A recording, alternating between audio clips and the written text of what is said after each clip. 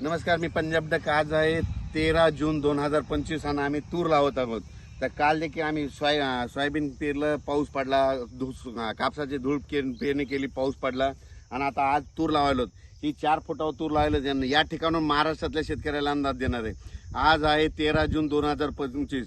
आज देखील महाराष्ट्रात दुपारी 3च्या नंतर दुपारनंतर राज्यात ठिकठिकाणी पाऊस पडणार आहे. म्हणून ज्यांचा कापूस लागवड करायची तर तुम्ही करू शकता, पेरणी करायची असेल तर करू शकता, कारण की जमिनीमध्ये खूप ओल आहे. त्याच्यामुळे काही चिंता करायची गरज नाही.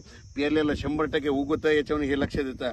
तर राज्यातल्या सर्व शेतकऱ्याला सांगू इच्छितो, पूर्व विदर्भ, पश्चिम विदर्भ, दक्षिण महाराष्ट्र, उत्तर महाराष्ट्र, कोकण पट्टी, खानदेश, मराठवाडा सगळ्या विभागामध्ये 17 जूनपर्यंत दररोज वेगवेगळ्या भागात पाऊस पडणार आहे आणि सगळ्यांच्या पेरण्या देखील होणार आहेत, लागवडी देखील होणार आहेत. म्हणून हा अंदाज लक्षात घ्यायचा.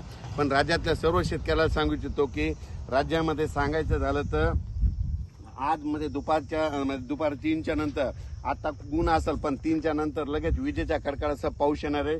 म्हणून हा अंदाज लक्षात घ्यायचा. माझी सर्व शेतकऱ्याला विनंती आहे, विजा कडकडत असताना झाडाखाली थांबून जाऊ नका. झाडावर 16% विजा पडतात, कारण की झाडाची मुळी जमिनीमध्ये गेलेली असते, म्हणून विजा पडतात. म्हणून तुम्हाला एक विनंती, झाडाखाली थांबत जाऊ नका. विजा कडकडत असताना आंब्याच्या झाडाखाली, लिंबाच्या झाडाखाली, बाबळीच्या झाडाखाली, नारळाच्या झाडाखाली थांबायचं नाही. म्हणून माझी सगळ्याला विनंती आहे, विजा कडकडत असताना आपली पाळीव प्राणी, जनावरे झाडाखाली बांधत जाऊ नका. झाडावर जास्त विजा पडतात. विजा कडकडत असताना लोखंडी पोलला आपली जनावरे बांधत जाऊ नका. लोखंडी पोलवर वीज पडते.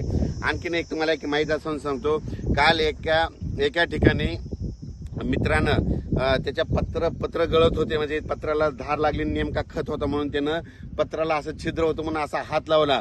वरून वीज कडकडली. ते म्हणला की मला शॉर्ट बसला, करंट बसला. म्हणून हे एक तुम्हाला एक माहीत असो म्हणून सांगायला, अनुभवाचे बोल. म्हणजे काय होतं, विजा कडकडायला लागल्या आणि घरचे पत्र असले त्याला हात लावून बघा, तुम्हाला शॉर्ट बसतं.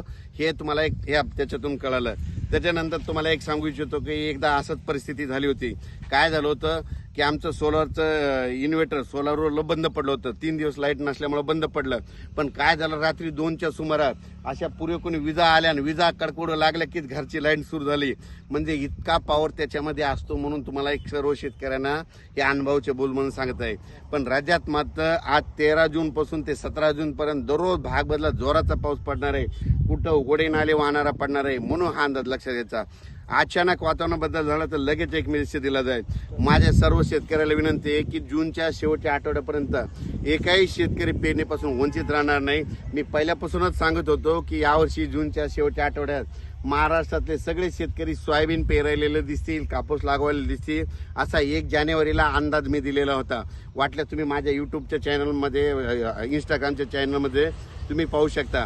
आता हे जे व्हिडिओ टाकतो ना, हे लगेच इंस्टाग्रामला टाकून लगेच माझ्या युट्यूबला हेच व्हिडिओ असतो. म्हणून एक शेतकऱ्याला माहीत असो म्हणून सांगतो. नसतं काय होईल की काही जण जे युट्यूबला पैसे मिळवण्यासाठी माझे जुने व्हिडिओ अपलोड करतात आणि ते टाकतात आणि ते जुने असल्यामुळे शेतकऱ्यांचं नुकसान होतं.